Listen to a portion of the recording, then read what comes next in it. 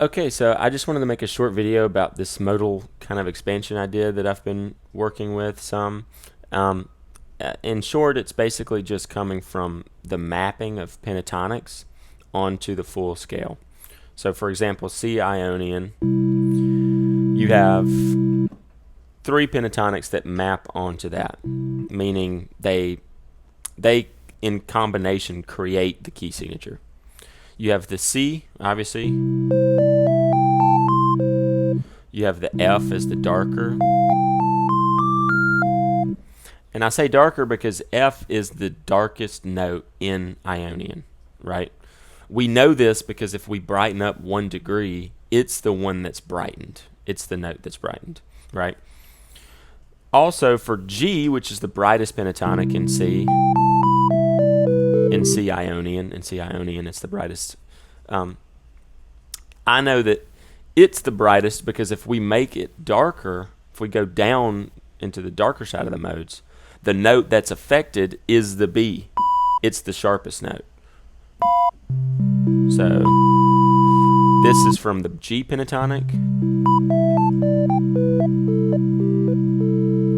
And then this is from the C pentatonic. And then the F pentatonic.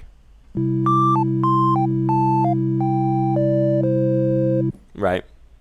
So that kind of mapping is cool because those notes, that pitch collection, gives you the full C Ionian scale. And that process goes and goes and goes and continues kind of throughout the kind of graph I have here. So if we just look at the top half, we're looking at what I like to call kind of the tonic inclusive modes, meaning the tonic note C is in all of these somewhere, right? You can find that in Locrian, in the A flat pentatonic, there's a C. In Dorian, obviously there's C's all around. We can kind of see that the top half of this whole graph has some root in C every single time somewhere, right? Because if it didn't, the modes wouldn't have been constructed. The modes were constructed by us starting scales off of C through another scale. So through D flat in Locrian, right? And you can actually see which scale is the one that C is a scale degree in. So each neutral pentatonic in the middle of the road of each little cell is where you're deriving the scale from, right? Obviously Ionian C, Mixolydian F, Dorian B flat. Each one of these is just this. That's the scale that we're looking at. So where problems arise is in the bottom half. We have these things that I would call tonic exclusive modes, meaning the tonic is not anywhere in there. It's not in the pentatonic at all. So you can kind of make an argument that in the first degree of each brightening or darkening, meaning superlydian or superlocrian, that C is in the scale in one of those, right? And the reason is because each one is gradually relatable to the previous. So if G is the neutral pentatonic of Lydian, right? If I'm in the Lydian mode, and I'm just playing kind of where I'm getting the key signature from, that's all G, right? It's the middle of the road. It's where the key signature comes from. That mode is 1 degree darker than superlydian, meaning the pentatonic will move down by 1 degree. So in superlydian, G is the darkest possible pentatonic, right? So 1 degree brighter than that would be, and then 1 degree brighter than that would be, right? So if you can kind of see, they gradually melt into one another, just like they do in the top half.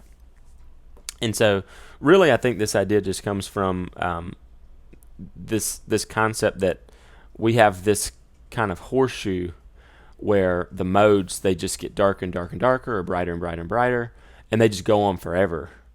And Super Lydian is just wide open kind of world that we get to live in.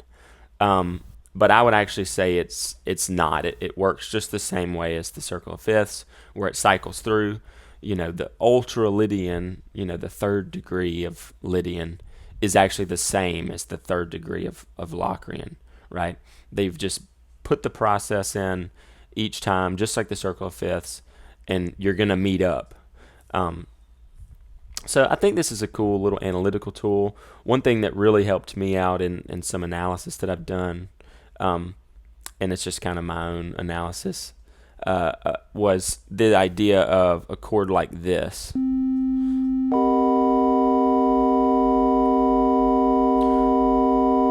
So for me,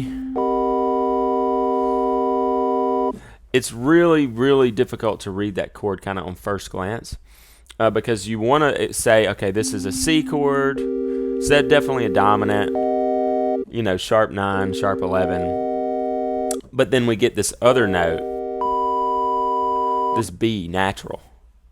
So how does that work? Well, with this kind of device, it's just a flat 15. It's just a 15th that has been altered, right? So that scale degree wouldn't be something that I could consider without the idea of the modes continuing to expand, right?